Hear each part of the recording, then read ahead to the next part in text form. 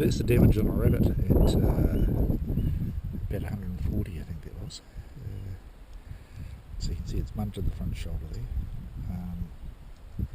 The damage inside there, but hasn't really gone right through.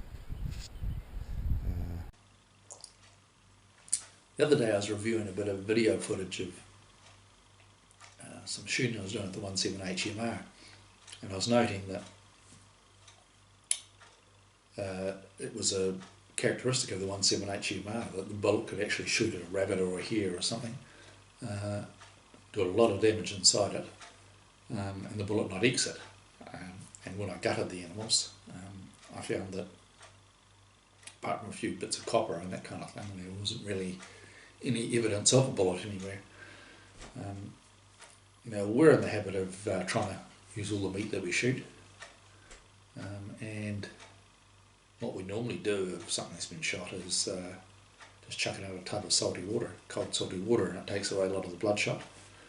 And then we just chuck what we don't feel like eating, a steak or whatever, or we just throw it in a soup and boil that up as well. So it occurred to me that we might be putting a bit of lead in the system. So I did a bit of research on it, and apparently it's a real problem, especially in the United States, where a lot of the game meat's often given to food banks. And I guess why it occurs is the tendency of people to chuck the rubbish meat and mince it up for ground meat hamburger, or put into sausages and that kind of thing. Anyhow, they were finding there was quite a high instance of lead in that sort of meat. There's a lot of other cases that I read of people have stopped eating game meat and their health's picked up. Normally you think it's a good wholesome organic meat, and generally it is, but you just got to be aware that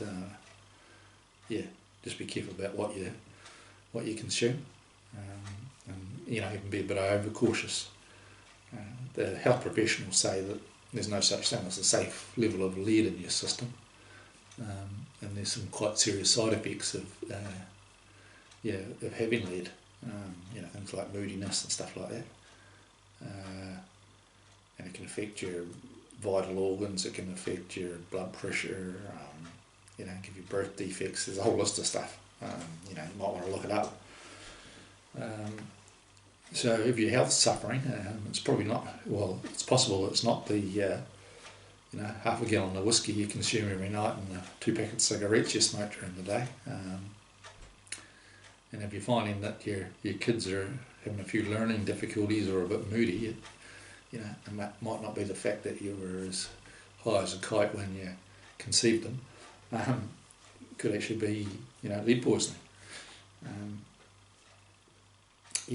So there's probably 3 main contributing factors to the incidence of lead in your meat in modern times, and I guess it comes around a lot of it to change in bullet design and tendency for people to use higher velocity cartridges. There's catchphrases that people use like massive energy dump and that kind of thing, and what they mean by massive energy dump is the bullet disintegrates inside the animal, basically. Sort of gone are the days where a good bullet was just mushroomed to twice its size and stayed in one piece, and probably exited the animal. Bullets like the Berger bullets, they're designed to dump all their energy inside the animal, which also means that all the lead gets dumped there as well. And also plastic tip bullets. If any of you have ever recovered a ballistic tip from an animal, you usually just get the copper jacket and maybe a wee bit of lead inside it. So you have to think to yourself, what's happening to the rest of that lead? And the recommendation I read was that you use things like hard cast lead bullets and the larger calibers that have a high weight retention. I know the first deer I shot was with a 30-06, and I was just using, I think it was a Winchester Parapoint or a Federal Classic or something like that. And I shot it down the throat, and recovered the bullet between the back legs in one piece. And I'm sure I weighed it. The rate of retention would be something like 95% or 90%. There's also a tendency for people to use higher velocity cartridges on big game. And again, velocity equals disintegration, I guess. I remember shooting a fallow stag a few years ago with my latest toy at the time, which was a 243, actually improved. Quite a light bullet, and I hit it in the knee joint, shot a wee bit low. And the animal died pretty much of a heart attack, I think, because the bullet never penetrated into the chest cavity. What it did do was actually take all the skin, separate the skin from the flesh underneath, and by definition I guess that filled that cavity with quite a lot of lead dust.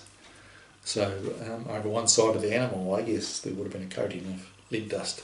You may not have been able to see it, but I guess it was there. So it's not just the wound channel you need to worry about, it's other parts of the animal as well.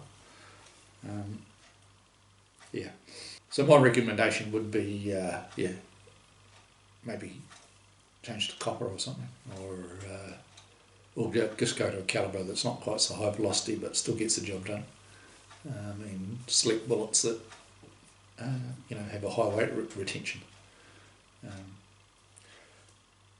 Going back to the start of the video, I guess the 178 HMR, the redeeming thing for that was that by the time you take the copper jacket off the bullet, there's not a lot of lead left anyhow. You want to be looking at 2 or 3 grains of lead, I guess. That being said, as I said before, there's no safe limit for lead in the system. And it's not something that's been talked about much. It never occurred to me. I always thought that the movement towards copper bullets and stuff like that was and non-lead shot was for the benefit of the animals, but it's also for the benefit of the person who's going to eat the meat. So that's about all I've got to say.